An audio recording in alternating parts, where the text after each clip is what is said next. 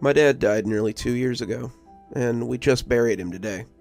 He was a writer, though you've probably never heard of him.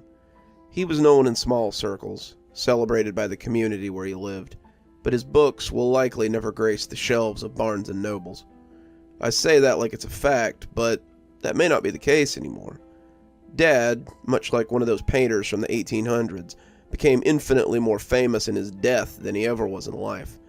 People who wouldn't return his calls, wouldn't even think of publishing his work, now come to see him from miles away. This probably seems strange, given that I just told you that he's dead, so let me start at the beginning. Dad died as he lived, at his keyboard. He's been writing the same book for as long as I can remember. It's a massive 7 or 8 volume series. In one of my earliest memories, I can remember toddling into his office and looking up at him as he smiled down at me, his fingers never leaving the keyboard as he plinked away. Dad wrote other things for magazines or freelance work, but the books were his magnum opus. He would tell anyone who would listen, usually interested friends of mine who were aspiring writers themselves, how the book would be the greatest work once it was done. He had envisioned 10 books in all, detailing the hero's journey of his main character as he attempted to find his father's murderer across several continents, meeting people and finding clues along the way.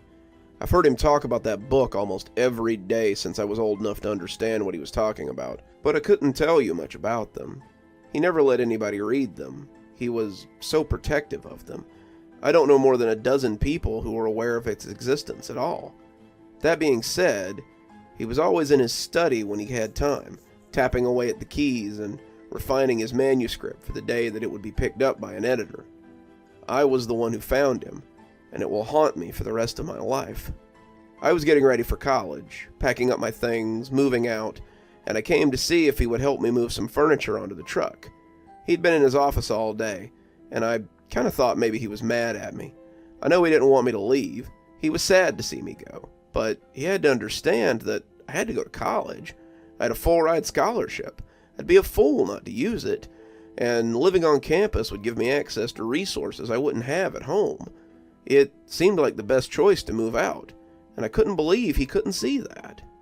So when I stuck my head in and asked him, I was surprised when he didn't turn around. That only seemed to cement in my head the idea that he was mad at me. He had his back to the door, as he always did, fingers tapping away, and when he didn't say anything, I just stood there and looked at the back of his head for a moment. He had a bald spot forming, the hair receding away from the center, and I thought it was a little sad to watch my dad aging in such an obvious way. I asked him again, his fingers never slowing, but when he didn't say anything, I just went downstairs and managed to manhandle the desk into the U-Haul by myself. I decided I wouldn't bother him if he wanted to act like this. He would fold when it came time for me to leave, apologizing for acting like this, and we would have a hug before I drove off into the sunset. Around lunchtime, I looked at my now empty room and realized I was finished packing. Mom was at work at the post office, and I had planned to swing in and say bye on my way out of town. We had said our goodbyes that morning, with a lot of tears and hugging over breakfast, and Dad was the only one I still needed to say goodbye to. So I went upstairs again, saying I needed to leave and wondering if he'd give me a hug. His fingers just kept tapping away uninterrupted. "Come on, Dad," I said, stepping inside as he continued to ignore me. "I know you're bummed about this, but it's time for me to get out of here and make my own way. It's not like I'll never see you again. I'll be here for Thanksgiving. That's less than..." But when I put my hand on his shoulder, I noticed how cold it was. Dad had been up here for 3 days writing, and Mom said she didn't think he'd come to bed in all that time. That wasn't uncommon for Dad. He would hyperfixate on a project, or revisions for days at a time. His office was towards the back of the house on the second floor, so without foot traffic or noise, he could lose himself for days as he worked. He usually came down for food after everyone was asleep, but I couldn't remember hearing him stumble around lately. I turned him towards me, his hands moving comically in front of him as he swung away from the desk, and as he came away, he began to scream as if someone was stabbing him. I stumbled away, taking in his long face and sunken eyes, and found myself running from the room as I grabbed the phone out of my pocket.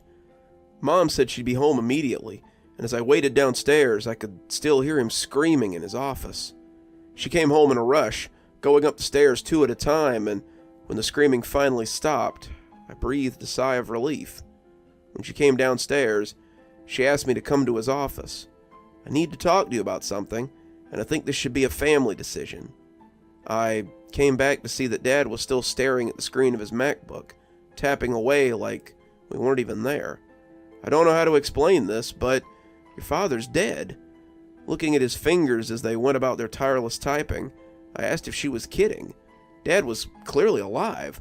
His hands were moving, and I could see words on the screen forming coherent sentences.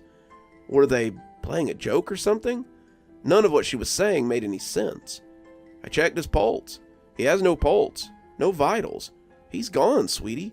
But it appears that he's not quite gone. She tried to move him, and as she turned him away from the computer, I could see his lifeless face as it turned to regard me. His jaw had been hanging slack, his eyes open and staring, and as his hands came away from the keyboard, he started screaming all over again. It was deep and tortured, similar to the one he'd made before, and without even meaning to, I turned him back to the keyboard where his hands started typing again. I asked her what was going on, and Mom shrugged as she tried to come up with a reason for this. His book was important to him. You know that. I think maybe once he finishes it, he might stop on his own. I can't explain what's happening here, but I don't want him to die with his work unfinished. Your father kept saying it wasn't ready, but I'm going to send the first manuscript to his editor.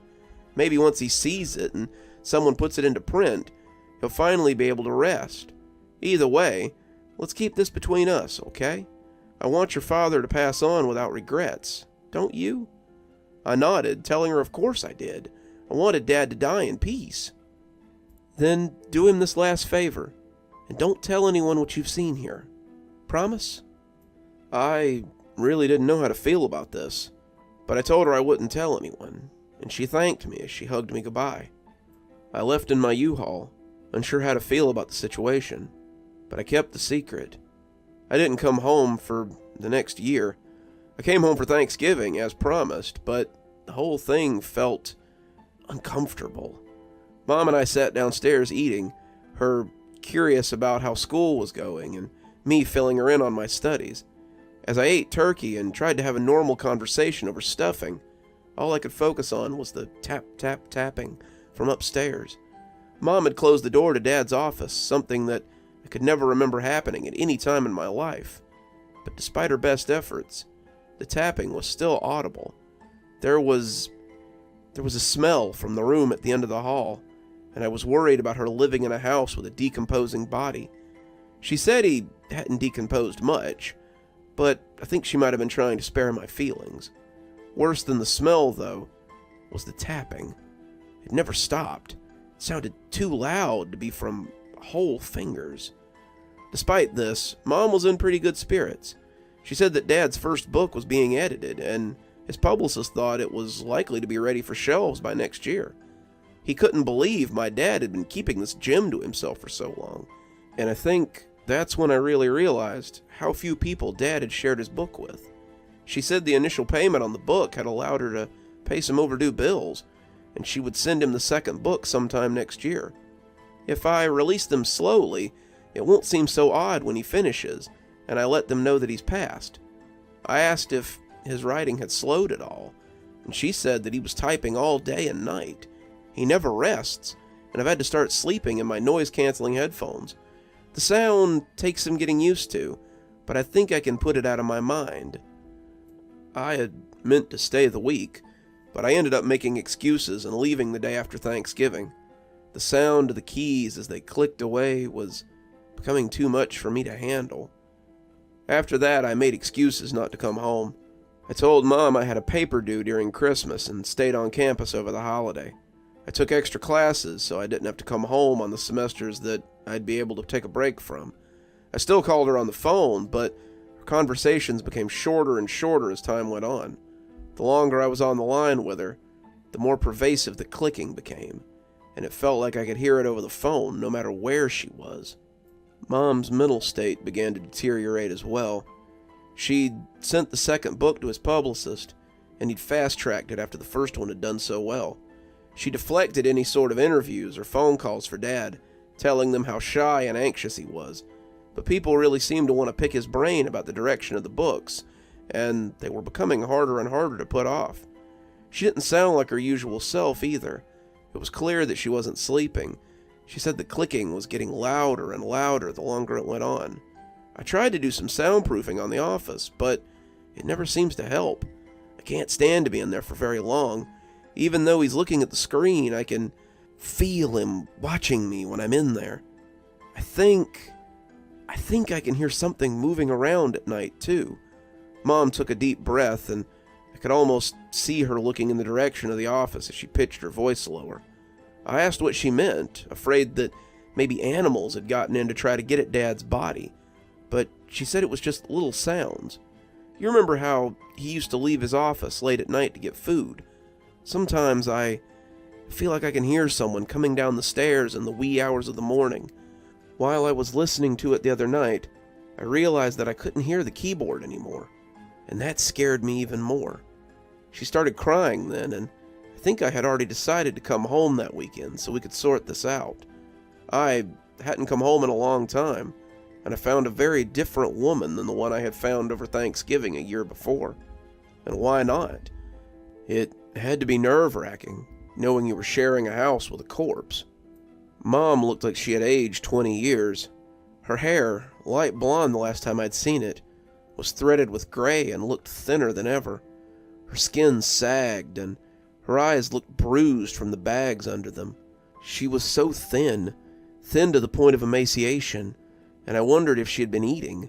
When she hugged me, I could feel her ribs pressing against me, and I decided then that something had to be done before I lost both my parents. I told her that we had to end this. I told her that we had to put him to rest, but she feebly resisted. He isn't done yet. He's still typing up there. I can't lay him to rest until he's finished. I asked her how long that would be, but she didn't seem to have an answer. I told her I was tired and wanted to rest, but after I heard her door close and the sound of her springs grumbling as she went to bed, I got up and went downstairs. I wanted to see what this thing was that was moving around after dark, and I knew just the place to hide. There was a small closet in the living room, a place for wrapping paper and old crafts Mom hadn't gotten around to yet. And after sliding some things around, I made myself comfortable and cracked the door.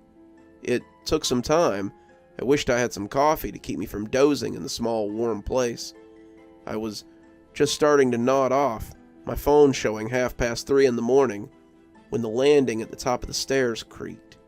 Something glided down almost soundlessly, its body light as I pressed my eye to the slit in the door to see what it was. It was dark in the living room, the curtains drawn, but I didn't dare turn on my light. If it knew I was here, it might flee, and then I'd have nothing to report to Mom in the morning. Luckily for me, it jostled right past the closet door, and the creature was impossible to miss. It was thin, almost lacking dimensions, creaking as it ambled into the kitchen. I held my breath as it disappeared into the dim space, but the pale head was hard to miss. When it turned to look at the closet from the kitchen doorway, I feared I'd made a noise. When those empty eye sockets fixed on the door, I covered my mouth with my hands. When the creature creaked its way into the kitchen and disappeared from sight, I tripped out of the closet and made my way less than gracefully back up the stairs and into my old room. If it heard me, it didn't stop at the door to comment. Only then did I come to the same conclusion that my mother had, realizing what was missing from the silent house. The tapping had stopped. We called the police the next day, me threatening to call them myself if Mom didn't. I didn't know what that thing was I'd seen the night before in the kitchen, but I couldn't very well leave her alone with it. She just nodded and picked up the phone. I think she was ready to call them, honestly. She lived with Dad's corpse for 2 years, and even she had to agree it was time to end it. The paramedics weren't sure what to make of him, but he was definitely what I had seen the night before when it came into the kitchen.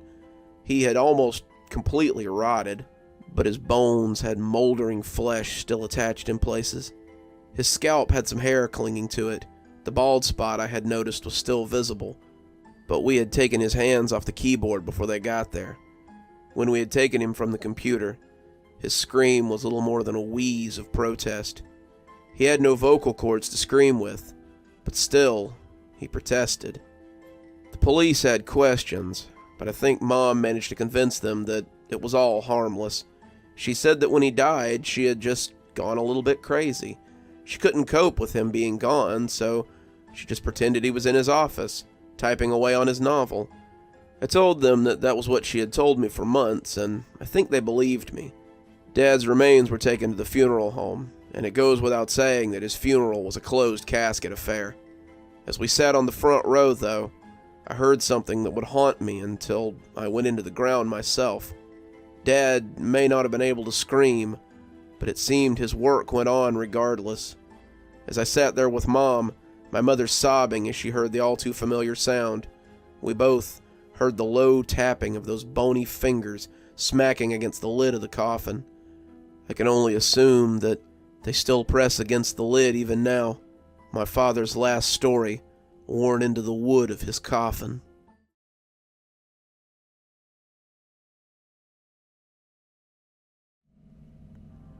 I grew up outside of Copenhagen. Most of my life spent on my father's sheep farm. It's a beautiful country if you've never been, and I can think of no better place to spend my childhood. The rolling hills and forests are perfect for playing knights or policemen or whatever a child may want. The trees became my castles, the underbridges my banks or shops to chase robbers from, and I spent the hours outside of my chores letting my imagination run wild. That imagination was probably why no one believed me when I told them about the ravens. I'd been telling tales since I was very young. I claimed I'd seen fairies dancing around a mushroom ring. I'd seen a parade of lights that had turned out to be the procession of Queen Mab, that I had seen dinosaurs in the forest, and black dogs, and kelpies, and all sorts of things. I loved stories, so I wanted to see something magical. The world was often such a dour place that I prayed for a little magic in my life, and created it until I could find my wish fulfilled. I was 9 when I found some of that magic, but I wasn't quite as ready as I believed I was. My grandparents lived less than a mile from our farm. Their property was at the back end of ours, truth be told, and when my gran called and said she had just baked a bunch of cookies and was hoping I could come help her eat some of the extras, I turned hopefully to my mum and asked if I could go over for some cookies. Mum asked if my chores were done, and I said they were. It was summer. I wouldn't have to go fill the sheep feeders till after dinner.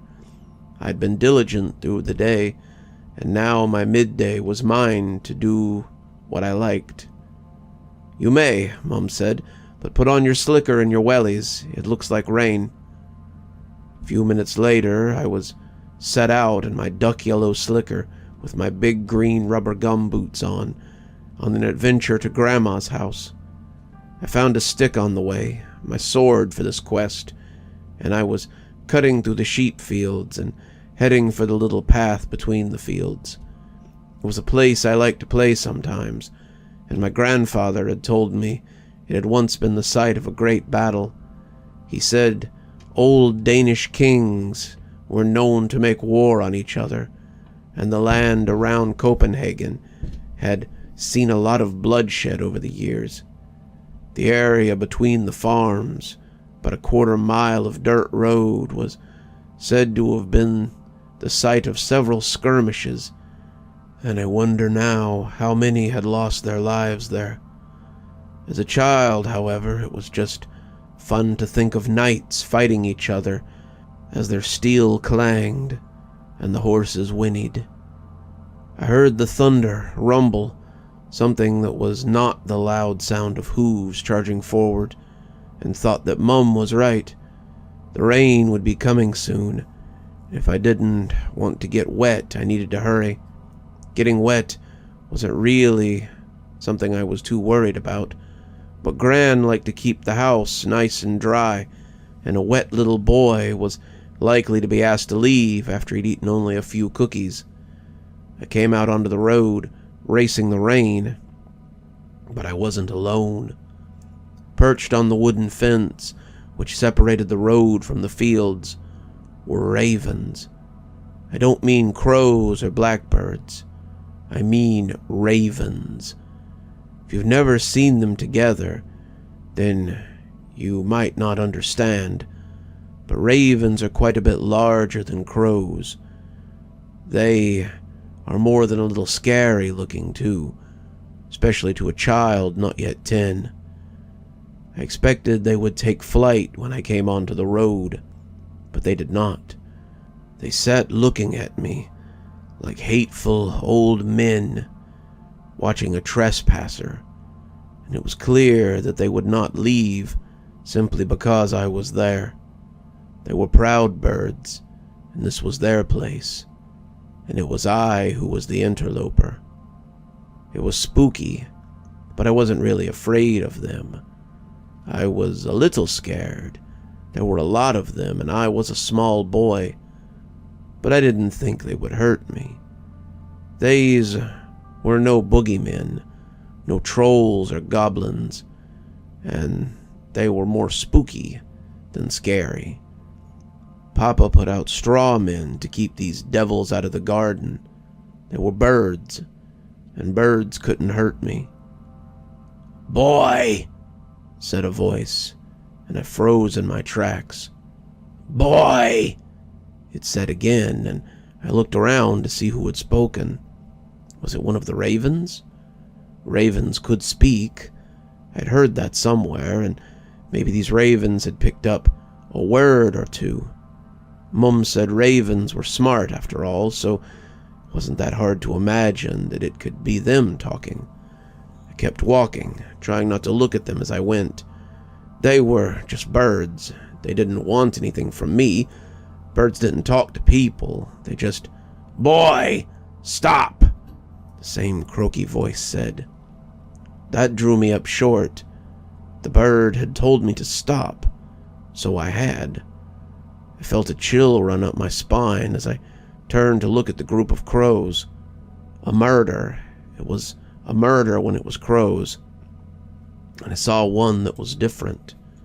His feathers were white. They weren't gray. They were snow white. His beak and legs were black, the color his feathers ought to be, but his eyes were the most frightening part of him. They were red, like a rat's eyes, and they stared at me with far too much intelligence. We just stood there for a while, staring at each other as the thunder built overhead, and I started to wonder if I had imagined the whole thing. It was still just a bird, so it had two words. What of it? Didn't mean it was different from the rest or anything. "Thank you, boy," it said, its speech perfectly understandable, if not a little raspy. "I was not sure you would stop for a moment. I have to ask a favor of you, but in return I will grant you any wish you desire." I looked around, expecting to see someone standing nearby throwing their voice, but it was just me and the ravens. The thunder rumbled again overhead, but the rain coming on fast behind me was the least of my concerns. Now I was more worried about the talking raven with the white feathers. I started to say, not sure how to answer. "Are you talking to me?" The raven appeared to chuckle, a clicking sound that the others picked up quickly. "Well, who else would I be talking to? You and I are the only ones talking out here, are we not?"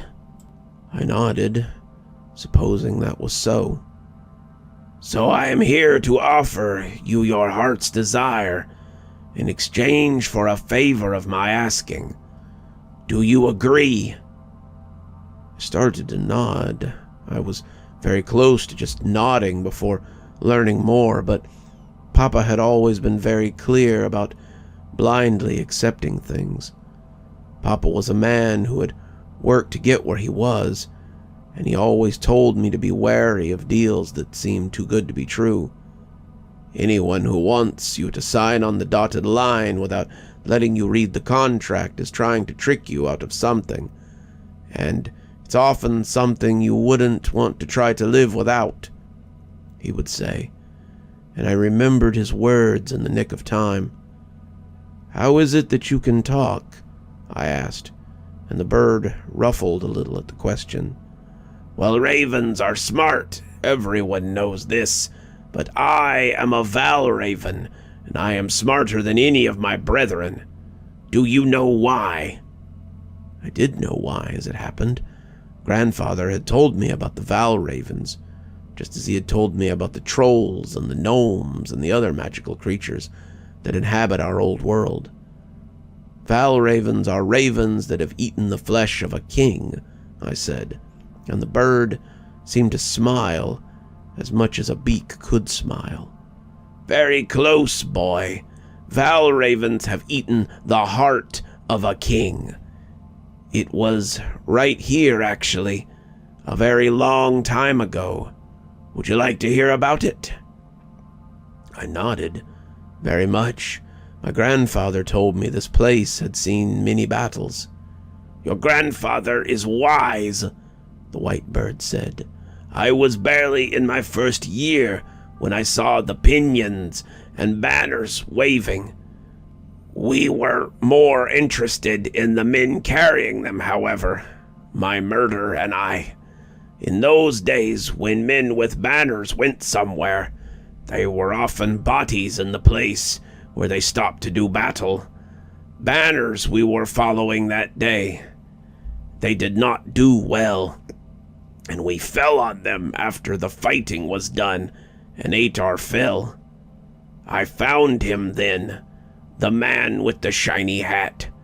I did not know he was a king, not then.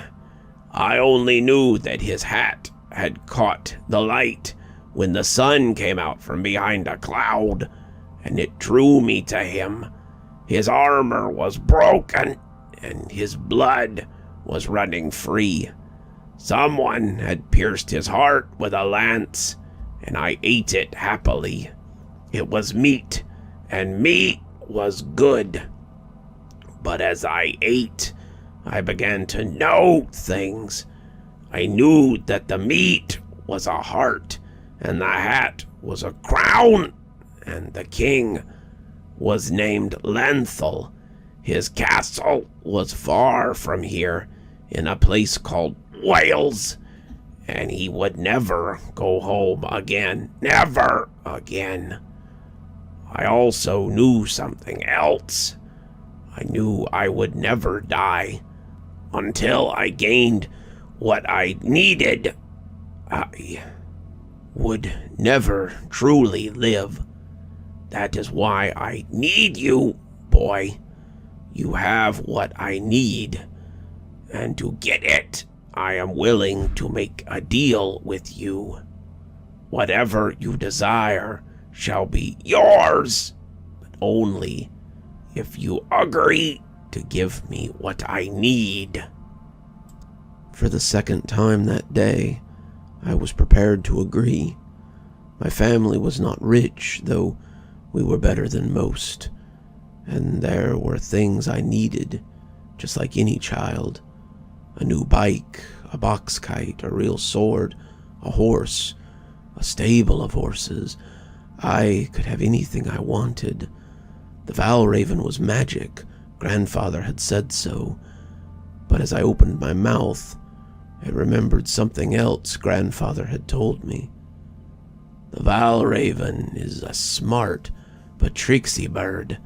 It knows it can only be human if it gains what it most desires, he had said, puffing his pipe as he sat before the fire.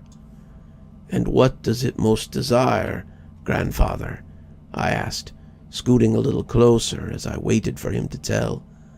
I expected it to be treasure or a magic book or true love or something from the usual stories, but it was much worse than that. My grandfather leaned back and looked me in the eye as he delivered the answer, and I realized now that it had been intended to scare me. Grandfather believed in the things he talked about, trolls and redcaps and Valraven, and he wanted me to be wary of them as well. After that night, I certainly was wary, and it surprises me now that it took me so long to remember that night as I sat before the fire, listening to the tales. "A child's heart," he almost whispered, and as I stood there in the road, I heard that same whisper creep up my spine like a spider in the dead of night. "Do we have a deal?" the Valraven asked, but I was already backing away. I shouldn't have talked to it. I shouldn't have stopped. And as I began to run, I heard the Valraven quark angrily as the murder took flight.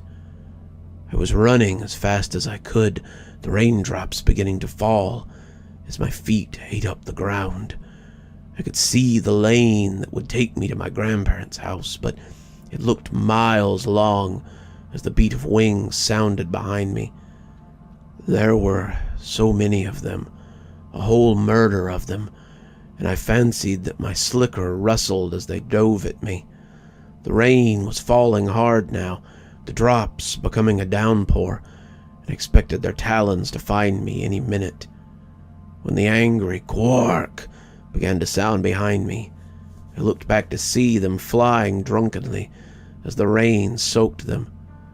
Later I would find out that birds don't usually fly in the rain because it makes their feathers heavy, which makes their movements difficult and their steering and maintaining flight almost impossible. If they had come after me on a sunny day, I would have been ripped apart. Ravens are large, and in such numbers, I would have been unable to hold them off. Instead, the rain thwarted them, and I made it to my grandparents' house in one piece. Grandma was a little miffed at the mud and the water that I had tracked in, but I think she realized something was wrong when she found me curled up in a corner of her mudroom in tears. She asked me what had happened, clearly afraid that someone had tried to snatch me or some such thing, but I just kept shaking my head and whispering, "Valraven, Valraven," until she called my grandfather from the den and asked him what I was saying. Grandfather listened. He nodded, and then he took me in his arms and brought me into the den to sit by the fire. Grandmother came in a few minutes later with cookies and milk, and we sat and listened to the rain, Grandfather asking me if I'd seen one of the tricksy birds. I nodded, and he nodded in return. That was all that was ever said about it. After my cookies were eaten, he put me in his old truck and took me home. We never spoke of it again, and it was never brought up between anyone after that.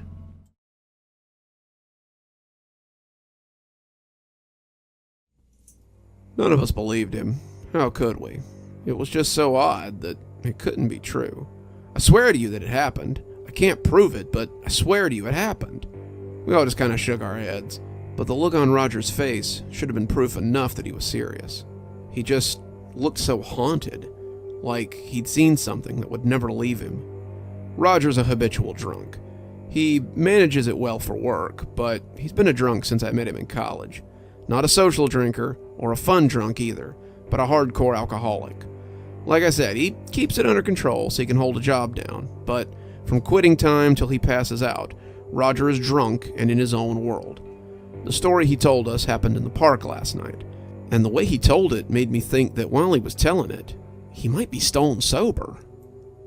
Roger had been off that day, so, of course, he's headed straight down to McGrady's at 11 just as the other day drinkers were starting to sober up. He drank his lunch, met us for shots after Ryan and I got off work, and then left about 8 when the bartender told him to stop smacking the jukebox or get the hell out. Roger, very drunk at this point, had staggered out and gone to the park across the way. He intended to sit for a minute and wait for his head to stop spinning long enough to pick up a fresh bottle and start drinking at home. I was sitting on the bench near the little pond, you know, the one across from the hollow oak tree. I had nodded, knowing just what he was talking about. The hollow oak is kind of a landmark in the town. Guys from the agricultural college had tested it a few years ago and determined that it was 80% hollow on the inside. They were at a loss to say how it stayed in the ground, but it did, and people sometimes came to take pictures. The city had set up a little chain perimeter around it, and you weren't supposed to touch it or disturb it in any way. So I'm sitting there, watching the sun go down, and night begins to settle, when I see this guy come out of the tree. We had asked him if he meant someone had been, up in the tree or leaning against the base of the tree. But Roger just shook his head and repeated that the guy had been inside the tree. It's like he had floundered with his words for a minute before settling on, you remember when you were a kid and you played with Play-Doh? You had that thing that would squeeze the clay through a little hole and make like spaghetti or something? Well, it was kind of like that, except way worse. He said it had started with an arm. At first, Roger had just thought it might be a squirrel or a bird, but when the finger gripped the bark, he began to think he might be hallucinating. The arm pulled its way out of the knothole, and pretty soon, a pale shoulder was sticking out too. The shoulder stretched and turned, and when a head followed, Roger said he almost screamed. He was certain he was hallucinating then, sure that the sauce had finally cooked his brain, but he doubted even his mind could create something like this. The tree pushed the person out, head and shoulders, knees and toes, and the man had hit the ground on all fours like some kind of spider. He scuttled across the grass under the chain. When he got to the edge of the barrier, he started making gagging noises. As Roger watched, the man had thrown up a dozen small somethings and then scuttled to the other corner of the barricade to do it again. He had done this 3 more times, upchucking into each, and when he looked up from the 4th round, he had made eye contact with Roger. The man's face, he said, had been confused but not afraid. He was looking at something unfamiliar, and when he smiled, Roger felt his breath catch in his throat. The man's teeth were pointed like a bunch of sewing needles, and the look had been far bigger than Roger's pickled brain could understand. The smile looked painful, too big, like he could have swallowed me whole. Roger had run then, run all the way home. That's where we'd found him last night, passed out on the floor and mumbling in his sleep. I finished my coffee and told Roger that he better get ready if he wanted to ride to work. Roger said he wasn't going in today, though. He'd told the boss he didn't feel well, and I told him I'd meet him at McGrady's after work. He had shaken his head at me, mumbling about how he'd never go back in that bar again. I think I might be done with the sauce for a while, he said, his voice shaking like a leaf. I rolled my eyes and left for work, expecting I'd find him drunk when I got to the bar that night. When I got to the bar at 6 o'clock, though, he was nowhere to be seen. The bartender said he hadn't seen him all day, but asked me to remind him that his tab still needed settling. I asked a few of the regulars, and they said they hadn't seen him either, so I stepped out of McGrady's and found a familiar shape sitting in the park. I walked up to Roger and found him stone sober, sitting on the same park bench he had told me about in his story. "Have you been here all day?" I asked. Roger nodded as he stared at the tree. I had never seen Roger this way, and it kind of scared me. I'd seen him sober before, and I'd seen him drunk plenty of times. But this was different. He was like a different person, someone who's seen something he can't comprehend, and I felt sorry for whatever it was that was going on inside his head. "You were serious about that thing, weren't you?" I asked. Roger nodded, his eyes boring into the tree like he meant to melt it. I wanted to walk away, but I found myself sitting down beside him instead. My morbid curiosity had gotten the better of me, and if this creature was real, then I wanted to see it myself. So, we sat like watchers in a theater. waiting for the show to begin. It wasn't a short sit either. 6 became 7, 7 became 8, and 8 became 8:30 as we sat watching the sun sink lower and lower. It was high summer, and the days were long. Just before 8:30, the sun became a burning coal on the horizon, and the two of us tensed for what might or might not be about to happen. As the darkness settled over us, I sighed. Good one, Roger. Got me to waste my whole afternoon on this nonsense. Come on, I'll buy you a drink, and you can have a good laugh at me about how you...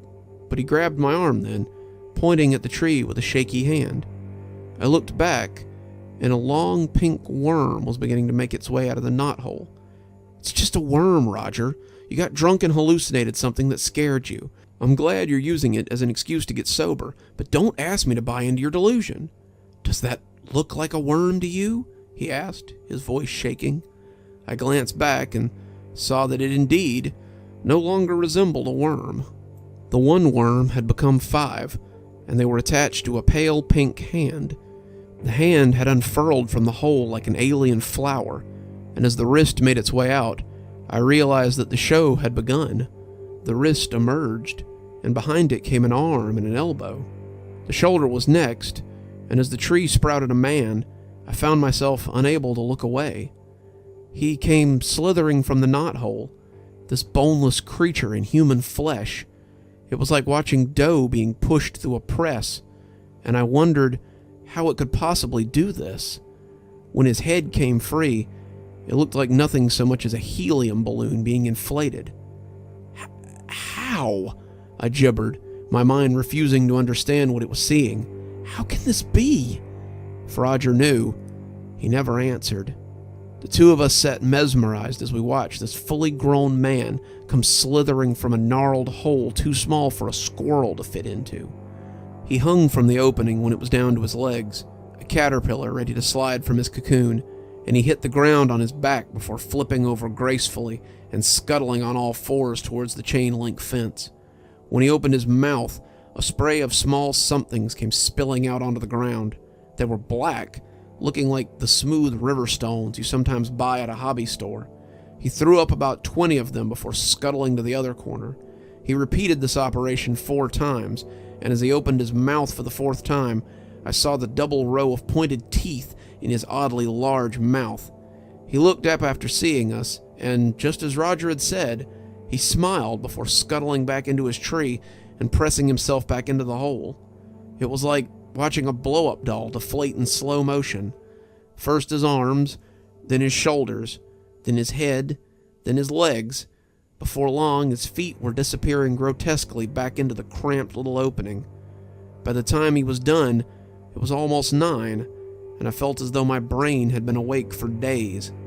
That probably sounds weird, but when you see something like that, something that just doesn't make sense, your brain tries its best to make it fit into the picture of the world you know. Birds fly, fish swim, and this man compresses himself in and out of a tree so he can throw up. I stood up then, and Roger grabbed my arm. Don't do it. If you look, you won't be able to stop yourself. I pulled myself away from him, wanting to see what it was. I needed to know. Why did he come out to throw these things up? Were they bugs that were killing the tree? Were they some kind of sickness he had to keep purging? Why did this thing that defied logic come out of this tree just to throw up these whatever they were? I bent down, taking out my phone as I shone a light on the pile closest to us. I gasped. I couldn't help myself. They were acorns. Solid black acorns that were about 2 sizes too large to be a normal acorn. I reached down to pick one up, but my hand froze before I could touch it. I stood up, wiping my hand despite it having touched nothing, and offered to buy Roger a drink anyway. After what we had seen, I thought we both probably needed one. No thanks. I think I'm done with drinking for a while. Maybe you ought to come home too, he offered. We ended up heading home and just watching TV for the rest of the night. Roger hasn't had a drop of alcohol in a month, and I still find myself dreaming about that strange creature once or twice a week. It'll fade in time, but I want to get it down here so other people know. Given what happened yesterday, it's information that people might need. You see, The news reported that the Hollow Oak had gone. No one had seen it go, but the patrons of McCrady's had speculated that it must have been between midnight and 5 a.m. when the bar closed. Many of them had seen the old tree when they came inside, but reported that it was gone when they left at 5 a.m. after last call. But never fear, local botanists have reported that a small sapling has already sprouted in the spot its predecessor occupied. There's no evidence to suggest it might also be a hollow oak, but this reporter certainly hopes so, the man on the TV had said. I'd like to say this is where it ends, but unfortunately, there's a little more. You see, I couldn't get those strange acorns out of my head. I kept thinking about them, wondering about them. So the night before the hollow oak left, I went and watched the man as he went about his strange and disgusting ritual. Once he had gone back inside his tree, I went to the pile and took one. I put it in my jacket pocket, and now it's sitting on my desk. It seems to draw my eye, the little acorn almost appearing to beat like an infected heart. And my mind tells me to plant it in the ground. Roger told me that if I touched it, I wouldn't be able to help myself. And I guess he was right. I don't know how much longer I can stop myself from planting this thing, but I fear what might come tumbling out one night if it grows. So if the hollow oak should happen to land in your town, don't touch its strange occupant's acorns if he should come out to deposit them. I wouldn't interrupt his strange ritual either, not if I were you. The occupant seems harmless, but those teeth must be for eating something.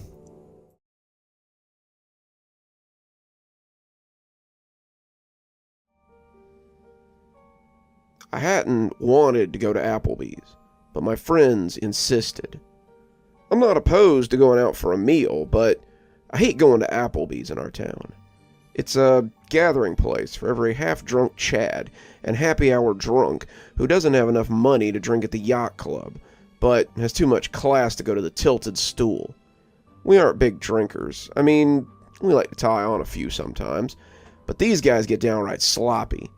We get a booth as far from the bar as we can, and it's still so damn noisy in there.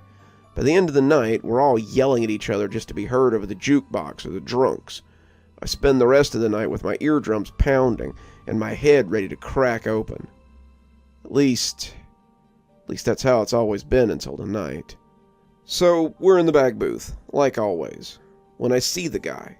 Mark was talking about some girl he was seeing from work, Frank laughing like a donkey.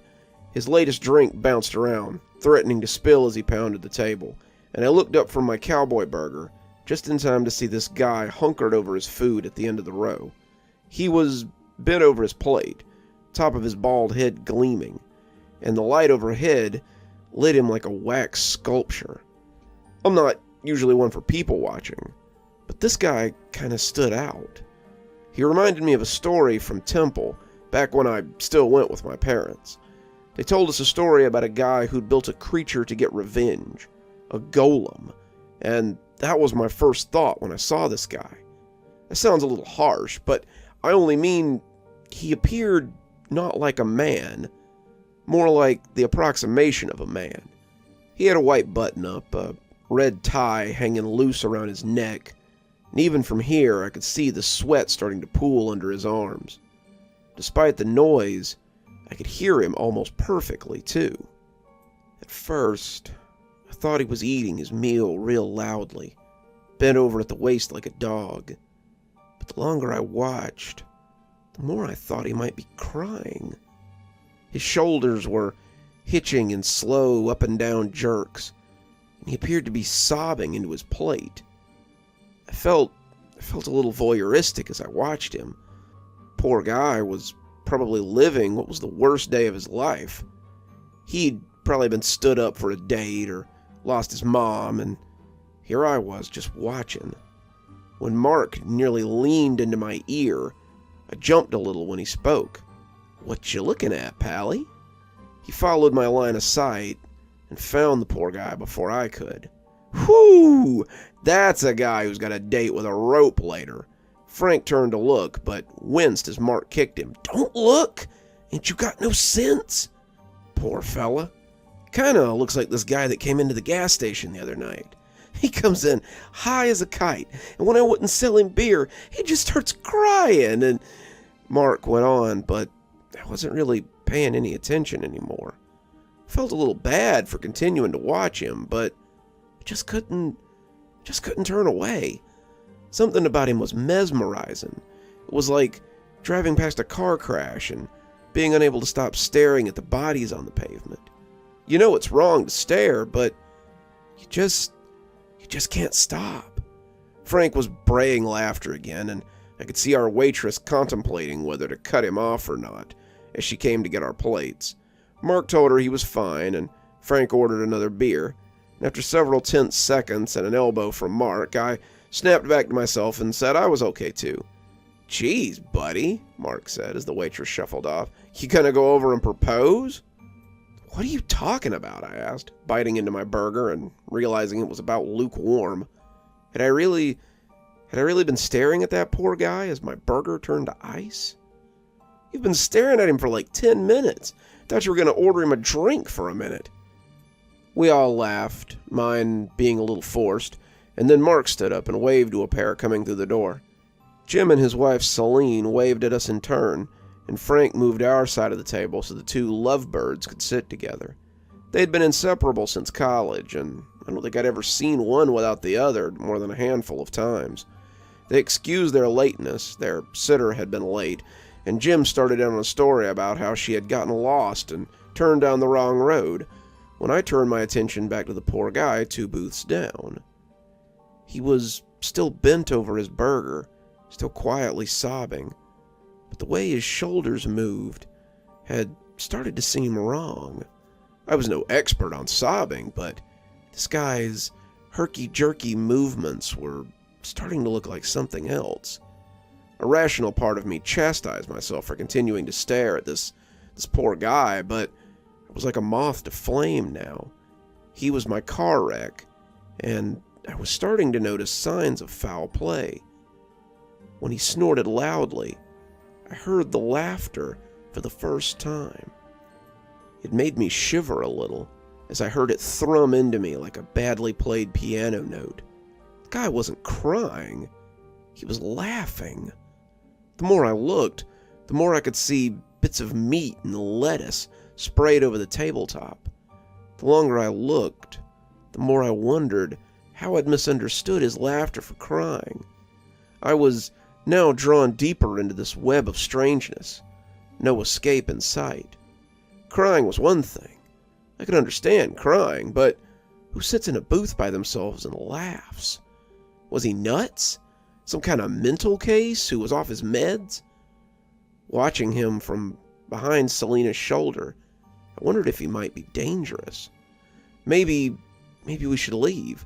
Maybe I should suggest that we change venues, but all thought of escaping fled from me as he lifted his head from that plate. The scream that welled up inside me was cut off by my constricted throat and likely sounded like nothing so much as a sigh. The man's face looked like a fantastic bit of prosthesis. It was like a piece of Halloween decoration that's just a little too realistic. The kind you worry might contain a person who wants to bite. His face looked like the front of a thumb, calloused and rippled with wrinkles or ridges. His eyes were like colorless slits, something slashed into his face with a knife. His nose appeared to be drawn on, like a cartoon character's. He was unreal, something that shouldn't exist in polite society outside of a circus tent. His mouth, though, his mouth was the worst. His mouth was full of long, needle-like teeth, reminding me of an anglerfish as it protruded from his thin lips. Those teeth looked like they would never close comfortably. From here, it looked like they would constantly poke at your lips and gums, and you would be in agony most of the time. There were pieces of meat on those teeth, red raw chunks that had been speared by them, and that's when I looked down at the plate.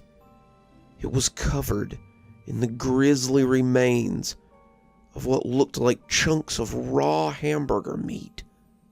I doubted like hell that the staff had just handed this guy raw beef, but the alternative seemed even wilder.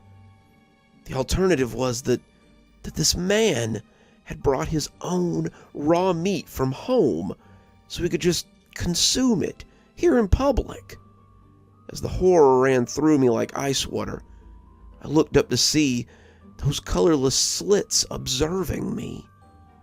The two of us just stared at each other for a count of 5. Then he pulled those thin lips and monstrous teeth into a smile, and I could see red pooling at the edges of his flesh. I glanced over at Mark and Frank, both now sitting on my side of the booth, but neither of them had noticed him. The 4 of them were involved in a conversation like there wasn't a monster sitting 12 feet from us. It seemed impossible that anyone could be having a normal conversation so close to that creature. Its very presence should have triggered some ancient primal node deep in our brains and forced us to either destroy it or flee from it. The 4 of them were talking about jobs and school and Jim and Celine's daughter, while this thing got to exist in humanity with the rest of us. It was too much to handle. Suddenly I wanted out. I wanted to be anywhere but there. I tried to tap on Mark to get him to move or to look up or just acknowledge that I was losing my mind within easy reach of him. But my body wouldn't respond. I managed to flick my fingers at his arm, bumping him a little, but he only rubbed a hand over it as if a bug had landed on him. Celine was talking about the new Pokemon game, and Mark and Frank were just nerdy enough and broke enough to be enraptured by her descriptions. I was stuck in a state of eye contact with that thing, and the longer I looked, the more it seemed to drink me in with those strange eyes. Then, without warning, it began to sink down in its seat, becoming lost beneath its table. I panicked. Suddenly not being able to see it was worse than having it on display. Could it sink beneath our table? How far could it go? How close could it get? I was suddenly imagining the damage those teeth could do to a foot, even a foot within a shoe, and I pulled mine up a little higher as Selena's words washed over me. He didn't resurface for quite some time, and you would have said that such a thing would not have gone unnoticed. Then he slid back up from under the table on the opposite side of the booth. He was grinning from ghastly ear to ear, and he looked like a little kid who's trying to play with the table behind them. There was still a table between us and him, but I was no longer sure how much protection that provided us. I didn't know his mental state, and whether he meant to do us harm or not, but when he dipped back down again, I started shaking. "What's wrong with you?" Mark asked suddenly, turning to look at me as I shuddered beside him. I pointed to the empty plate where the man had been sitting, and Mark looked over before scoffing loudly. "Oh no, your boyfriend left. Don't worry, I'm sure most of those guys at the bar will take you home if you ask them nicely enough."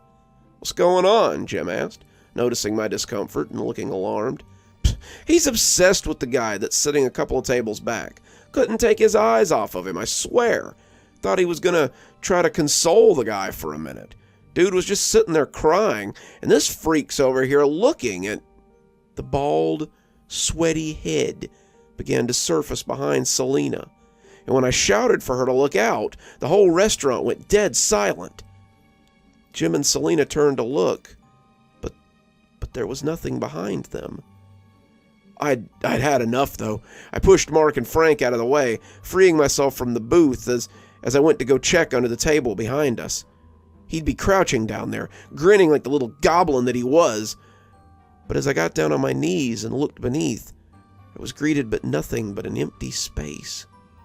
The waitress asked me what I was looking for as I moved to look under his table as well, but by then I was already intent on leaving. I got in my car, threw the keys in the ignition, and sped off as fast as I could. Sitting at home now, I I can't get that image out of my head. My phone's been blowing up, and I know my friends are worried. I can't make sense of it. What was that thing? Why did it take such an interest in me? Is it dangerous? Did it follow me home? Every time I close my eyes, I see those repulsive needle-like teeth and the no-color slits looking back at me. Every time I close my eyes, I wonder if I'll ever be able to see anything. Every time I close my eyes, I wonder if I'll ever be able to see anything but that creature again.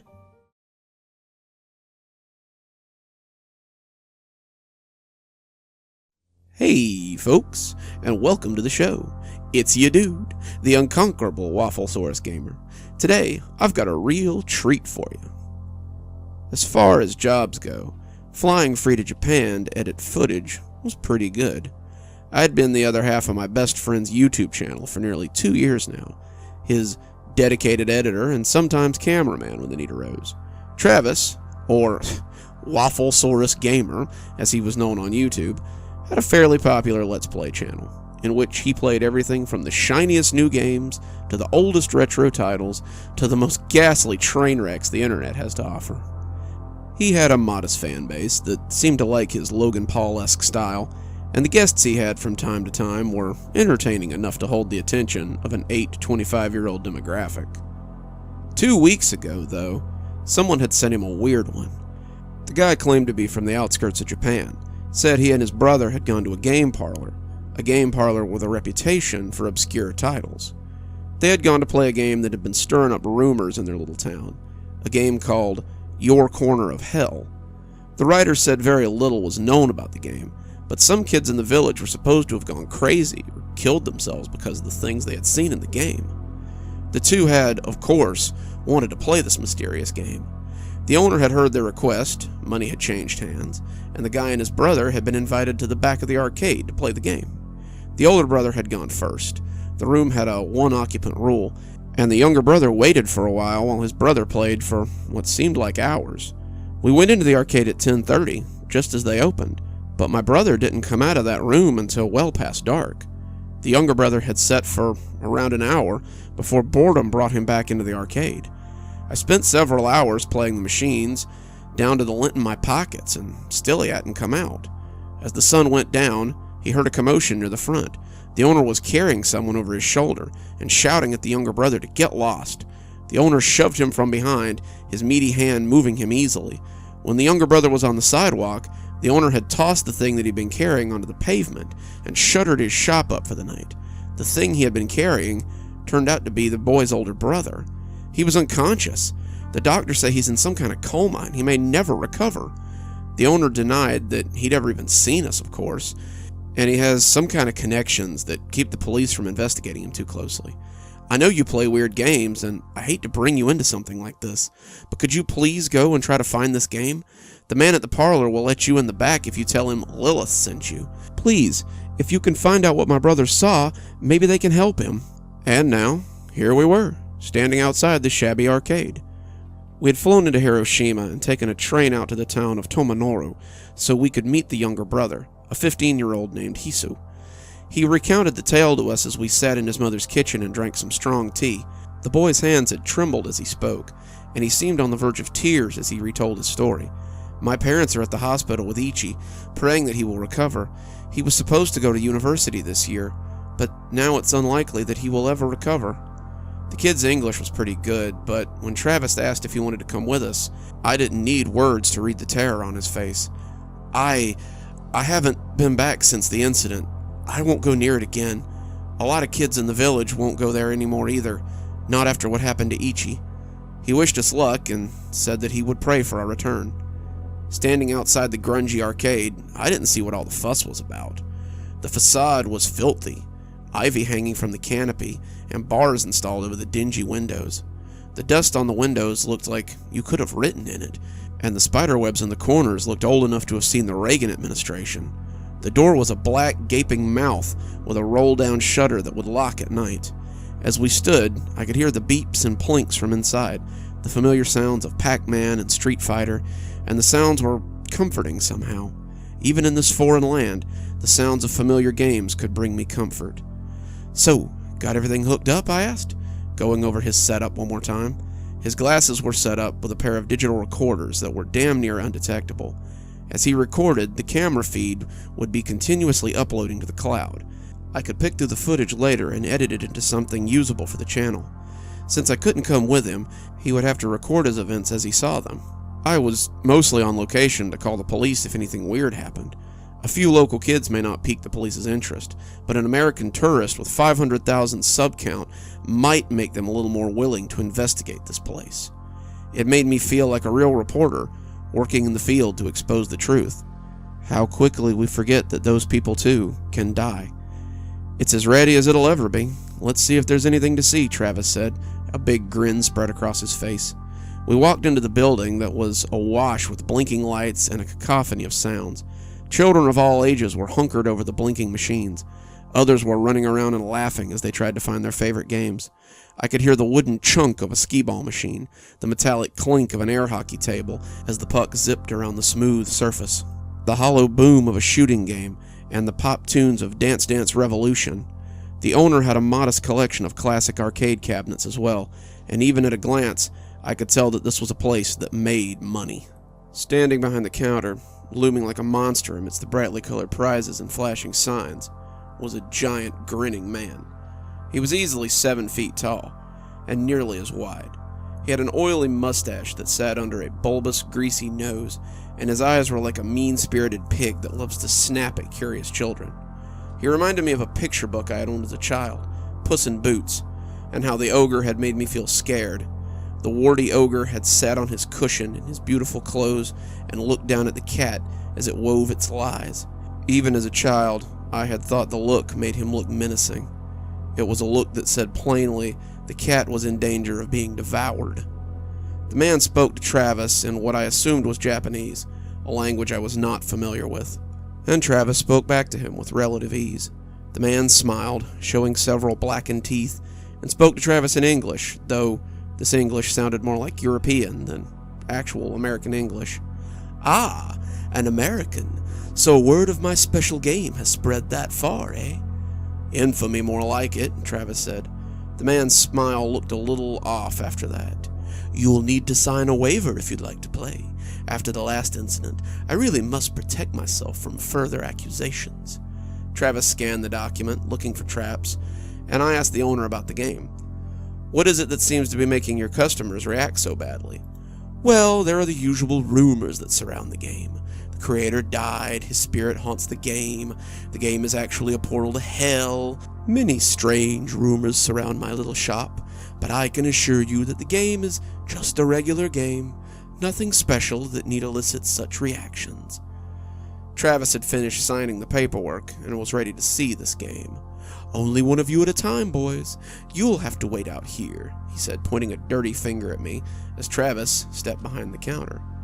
The last time I saw Travis, he flashed me a peace sign and smiled with a big grin. "See you on the other side," he intoned. Then he disappeared into the shadowy back room as I remained in the world of flashing lights and familiar sounds. I turned away from the counter and found myself drawn by the brightly colored lights and the machine's electronic blare. I spent some time playing familiar games: Tekken, Marvel vs. Capcom, Time Crisis 2, House of the Dead. I took a spin at Initial D, a very intuitive racing game, and had my ass handed to me by a local kid at Street Fighter 2. These same kids then talked me into playing Dance Dance Revolution with them, and I had a blast as I tripped along to several of the fast and bubbly songs they picked. I lost track of time for a while, enjoying myself, enjoying the company of kids half my age who didn't speak a word of my language. When a shadow fell across us, though, their smiling faces curdled and they scattered like birds. I looked up from some unpronounceable game that hadn't made it to America and found the owner standing over me, 2 large men flanking him. He looked angry, his face wooden yet still smiling, and he told me to get my things and leave. I was shocked. Was he kicking me out? Had I violated some unknown rule? I had easily spent $50 in this place, and the idea that he was here to pull me out made no sense. I'm here with my friend, the one in the back. I'll leave when he finishes his... He's gone. He broke a costly machine and left out the back.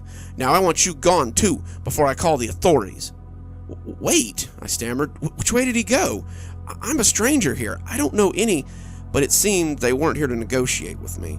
The two large men had me under the arms in a heartbeat, and before I knew it, I was half drugged, half carried from the shop. They deposited me onto the sidewalk with a distinct lack of grace, and the owner stood in the doorway as I got up and stood with confusion. "You and your friend are banned. Leave the premises before I call the authorities," he said, evenly, before slamming the shutter down in my face. That's how I came to be outside the dingy shop without Travis, half a world from home with no clue how to get back. I had no choice but to walk to the Hisawa residence. He was the only person I knew in Tamanoru, and without knowing how to speak the language, I was practically helpless. Hisawa spoke English, Hisawa knew the area, and Hisawa knew the people that lived in the village. Hopefully one of them could help me find Travis, and I could get him through whatever was going on so we could get home. Also, Hisawa had a computer, which I would need to find Travis. Travis had gone to the back wearing the glasses. The camera on those glasses had been uploading to the cloud for the past 5 hours. If I could link up with the cloud, I could watch the video he had uploaded and get some ideas of where he was going. That would allow me to find him and get us both back home. If only it had been that easy. Hisawa, it turned out, wasn't home. His house was locked up, and the lights inside were dark. He had probably gone to see his brother in the hospital, and as dusk began to set, I made my way back into town. I was looking for somewhere, anywhere with Wi-Fi, to access the videos on my phone. It wouldn't be as stable as accessing them from a dedicated connection, but if it helped me find Travis, I didn't care how I went about it. It was getting dark, and I started to worry that I wouldn't find him until morning. When the familiar arches of a McDonald's came into view, I breathed a sigh of relief. They had Wi-Fi, and after purchasing some food, I was pretty hungry after not eating all day, I plopped down in a booth near the back wall and made my way into the file program. The file was there, but the program had stopped updating about 20 minutes ago. That was weird, but if he had wandered off the signal range, it could be that the program couldn't get a connection anymore. I clicked on the file and got 6 hours worth of video. I gasped. Surely I hadn't been in the arcade that long. It didn't feel like I had been in there any time, but my stomach was empty, and I had been known to lose track of time when I was playing games. I ate as the file finished downloading. I had finished my food when a message popped up that the files were ready to view. The video began as we walked on the sidewalk. I heard myself asked if the equipment was working okay. We walked inside, spoke with the owner, and I could hear myself asking questions as Travis looked over the paperwork. He signed, followed the guy into the back, and turned suddenly to treat me to a last look at my worried face. "See you on the other side," he intoned, before turning back and walking into the dim back room. He walked past a line of overstuffed shelves to a hallway with several closed doors. Some of the doors had shadow lights beneath them, shadowy forms doing God knew what, but the man led him to a particular door and opened it with a key. Inside was a sit-down cabinet similar to the old joystick arcade games. The cabinet filled the room, and there was barely enough room to enter as Travis stepped inside. "When you're done, lock the door as you leave," the man said, his almost European tone still hanging over his voice, not like the angry one I had gotten as he threw me on the sidewalk. Then he closed the door, and Travis was alone with the softly glowing screen. The screen was large, 50 inches at least, and the words "Your Corner of Hell" pulsated across it. Travis looked for a coin slot and found none. He sat down and grasped the joystick, a single piece of plastic with no buttons or triggers. He looked around for a start button. Travis spoke to the audience, telling them that this was the game that had garnered all the hype, and he was going to see what all the fuss was about. He had just said something about not finding a start button when the screen emitted an odd static noise and bathed the room in a harsh white light. Travis snapped his eyes forward, and I had to shield my own eyes against the bright intrusion. Then the screen darkened, and Travis was staring at a bleak landscape of reds and blacks. He moved the joystick, the screen panning around, and it became apparent that he was in a cave. Travis praised the graphics, walking up to the wall and inspecting the textures. I had to admit, it was very impressive. The renderings were far beyond anything the cabinet or the screen should have been capable of. For a second, I could swear the pictures on the console were real time. The cave walls were made of dark stone with veins of red that wound through them in arteries. The walls pulsated and moved oddly, and when he turned, there was a dim light coming from the end of the tunnel behind him. Shapes moved in that light, strangely proportioned shapes, and Travis seemed hesitant to go in that direction. After a few seconds of half-heartedly looking around, though, he discovered that this was the only route and moved his character down the tunnel. Kind of basic for a game with such well-defined graphics, but whatever, Travis grumbled as he moved up the pulsating tunnel, viewing the weird rocks around him. I heard him gasp when the tunnel roof gave way to the sky, and my own breath stuck in my throat at the sight. The sky was a deep red, the red of heart's blood, and as he took it all in, I could see bodies falling from it ceaselessly. They fell close, they fell far away, and the ones that fell close to the cave splattered on the ground with sickening realism. Travis jumped back, startled as the realistic gore splattered across the ground, and I heard him use a word that would have definitely got us demonetized if I wasn't going to edit it out later. I reached for my earbuds as a family lumbered past on their way to the bathroom, the squelching making my stomach flip over a little as it erupted again and again. I didn't want anyone to hear these sounds. Hell, I didn't want to listen to these sounds when it came right down to it. As I slipped my earbuds in, I heard Travis mumbling about the level of gore as a body landed a few feet from him and burst like an overripe fruit. He seemed more intrigued than angry, though. Then, as Travis watched the body, it got up. Its limbs popped grotesquely back into place, and the naked humanoid, bald and sexless, got up and stumbled away from the site of its landing. It ignored Travis, stumbling across the dark sand that covered the ground. I could hear Travis breathing hard as he watched, and after some hesitation, he followed it. It stumbled across the sand, jumping as the hot sand burned its feet, and as it traveled away from the cave, Travis could see it joining groups of other battered bodies. They didn't speak. They grouped out of pure instinct and shuffled along as the black sand gave way to sluggish rivers of living fire. The group seemed to shy away from the fire, and I really couldn't blame them. Something seemed to be moving within the flames, and the group of bodies seemed to know that it was something that wanted to hurt them. Travis followed them, but never joined their group. He seemed to understand that these skittish creatures, humans or not, would be a target for whatever lived here, and their group would attract a lot of attention.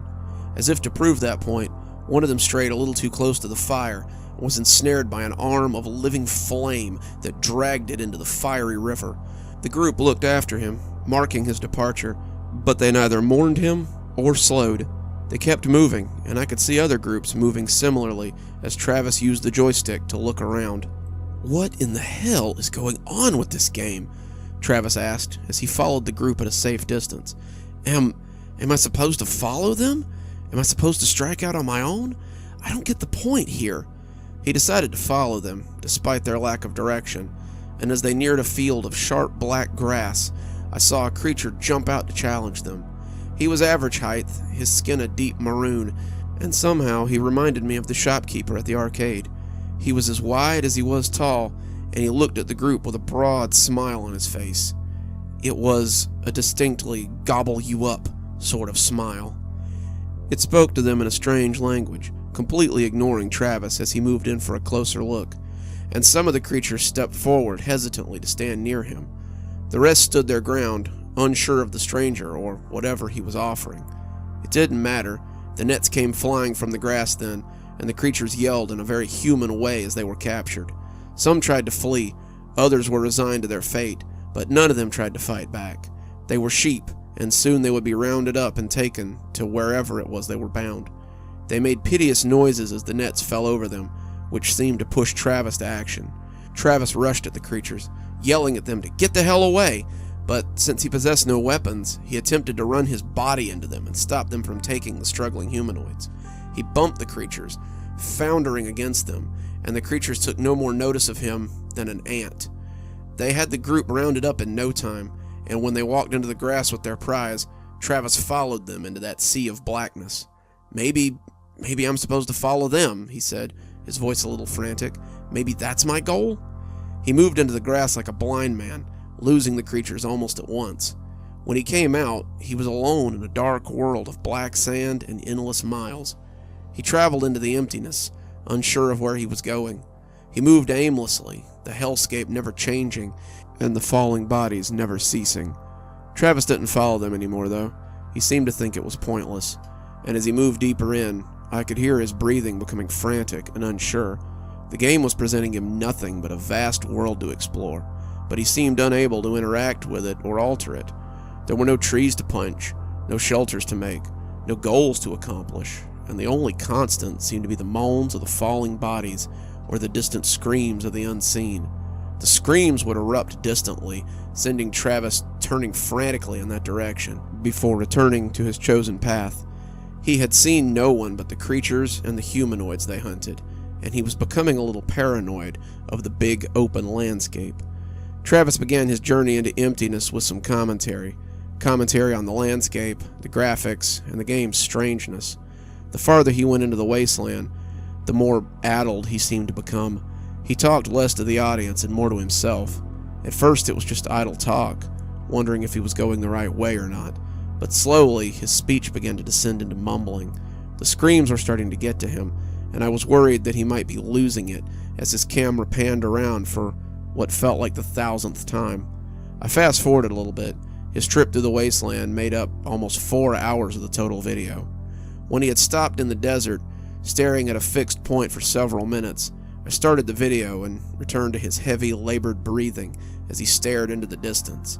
He sounded ragged, as though he had been slogging for hours for real, and he just stared into the distance for no reason, intent on something. Suddenly he ran towards whatever he was seeing. The camera footage was secondhand, and I leaned in as the McDonald's crowd bustled around me, trying to see what he was seeing. Whatever it was had excited him. Whatever it was had piqued his curiosity. He ran like a man possessed, stumbling in the game as he made his way over the shifting sands towards whatever lay beyond. When the first tree of the grove came into view, I thought I knew what he had seen. When I saw what was hanging from the tree, I wondered why he was in such a hurry to get to them. The grove of dark and twisted trees came looming up from the spinning air. They weren't tall, maybe 8 feet, but each of them bore a length of rope that swung from its branches. At the end of each rope was a sexless humanoid. As Travis got close, I could see the purple bruises around their necks and the boneless way they hung from the dead trees. The grove was nothing but these grotesque wind chimes, and Travis seemed less eager as he walked into it. When the first one started screaming, I cried out right along with Travis. It came as a sudden eruption in my right ear, and my sudden yelp made a couple across from me frown and look at me oddly. I apologized, turning back to the video to see Travis studying the poor creature as it twisted on the noose. It grabbed at him, speaking in a strange language that might have been English once. It held its arms out to him, pleading for relief, or for release, or something, and Travis backed away before bolting. The forest came alive then, the tortured screams and shaking trees erupting into a cacophony and fury, and Travis began to run frantically amidst the swinging horrors. He fell suddenly, tripping over a root, and when he looked up, I heard him sob audibly as his eyes fell on a single, withered humanoid. It might have once been female, but as it was, its chest was flat, its crotch smooth, and its head hairless and lumpy. As it lifted its searching, begging face to him, I could see a single half-moon scar on its cheek. She screamed and wailed just as the others had, but there was a deep longing for release in her eyes. She begged him with her eyes, cried at him with her wailing mouth, and Travis could do nothing but stare at her as she wailed into the void. "Mom?" he breathed, his voice shaky. Travis had lost his mom last year to cancer. I had known her all my life. She had made Travis and I snacks after school, drove us places in our teens, and Travis had always been so close with her that she became like a second mother to me. How many times had I seen that scar on her cheek and wondered how she'd gotten it? Her face was still as sunken as it had been in the hospital as she lay dying, and as that screaming face stared back at Travis, I saw him snap like an over-tightened guitar string. His fists came up and he slammed them into the screen. The cabinet shook, the image shivering, But Travis was far from satisfied. He slammed his fists, he kicked his booted feet, and he screamed like a wild man as the cabinet jerked and bent under his assault. How had I not heard him? How had I been feet away, having the time of my life, while my best friend had gone through the worst trauma of his? How had I not heard him screaming? How had I not heard his fury? As the cabinet sparked and broke, I could hear him screaming the same thing again and again, and it broke my heart to hear the pain in it. Mom! Mom! Mom! Mom! The door swung open, and the arcade owner screamed at him, wanting to know what he was doing. Travis rushed the man, his smile now an angry gnash of teeth, and shoved him out of the way as he made a break for the back room. He turned to look at the store owner, and for just a moment, I could see the faces of those creatures that had captured the humanoids. His gnash of teeth looked like the beast's frozen grin, and I could almost hear Travis coming to the same conclusion. He bolted for the back door, and I saw him run out into the dingy alley. He looked around frantically, people on the street staring in mistrust, before taking a left turn and heading in the opposite direction we had come. He ran up the streets of Tamanoru, a stranger in a strange land, and the people on the street gave him a wide berth. He was frantic, moving like a wild animal, and when he stopped suddenly, I leaned in close to see what he was looking at. He stared, seeming to stare at his reflection in the window across the street, and the people diverted around him as he just sat there, staring. I could see his small reflection in the glass, and he looked haggard, crazed even, but his face was filled with that unhinged understanding that you sometimes see in the mentally ill. "Mom," he whispered, and without warning, he rushed across the street with the blare of car horns following him. He ran up the street, never slowing, and when he came to a familiar train station, I wondered what he meant to do. He kept calling for his mother, chasing her ghost or something else that only he could see, as people moved out of his way like he might be contagious. He ran through the platform, the rustic wooden benches looking spooky in the near dark, and the people in the loading area cried out as he jumped down onto the track. I wanted to turn away, fearing what would happen next, but I owed it to him to see his end.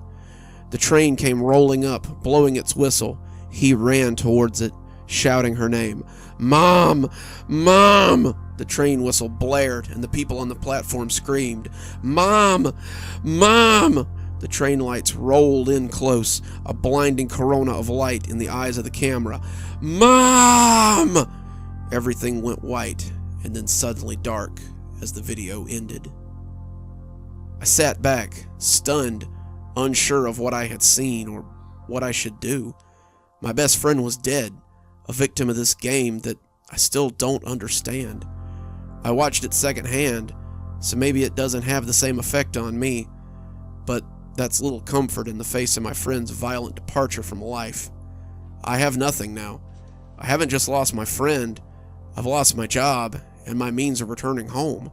Travis had our tickets in his bag, he had our hotel keys in his pocket, and I'm sitting on the sidewalk of the closed McDonald's now, unsure how to proceed. I don't know what Travis saw in his last minutes of life, but I pray it wasn't his shrieking mother that hung from the skeletal tree of that damned game. All I can do is tell my story and hope that some of you will have answers. All I can do is warn you not to play this game, as enticing as it may seem. Travis would want his death to mean something. He would want his sacrifice to be more than just another Let's Play or a creepypasta. I pray that if the land in that game is real, Travis didn't become one of those falling things that came from the sky. If there is a God, I pray that he took him somewhere better.